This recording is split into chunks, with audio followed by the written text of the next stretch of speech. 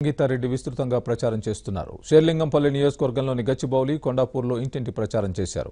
Meenakshi apartment colony వాసులతో సమావేశం నిర్వహించారు. హస్తం గుర్తుకు ఓటు వేసి విశ్వేశ్వరరెడ్డిని మరోసారి గెలిపించాలని కోరారు.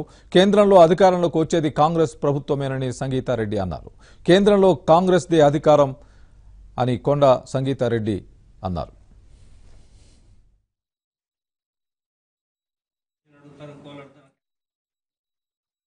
ఇక్కడ మాకున్న ప్రాబ్లం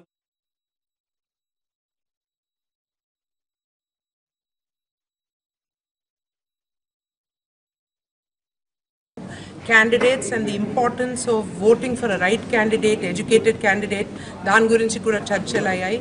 ఇక్కడ ప్రాబ్లమ్స్ ఏందని మాట్లాడుకుంటే వాళ్ళు చాలా మంచిగా చెప్పారు. మేము ఇక్కడ ఒక స్వర్గంలో ఉంటున్నాము, కానీ మన చుట్టుపక్కల అన్ని నరకం లాక్కుంది. ట్రాఫిక్ ప్రాబ్లం ఉంది. ముఖ్యంగా కానామెట్ లేక్లో ఉండే ప్రాబ్లమ్స్ వాళ్ళకు చాలా ఇబ్బంది కలుగుతుంది.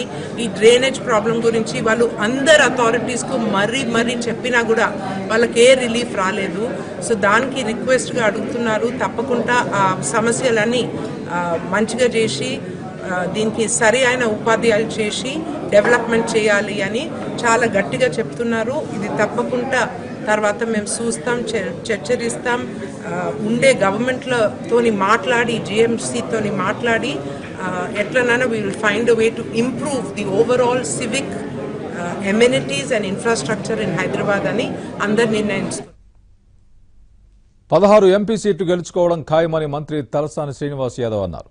టీఆర్ఎస్ ఎంపీ అభ్యర్థి తలసాని సాయి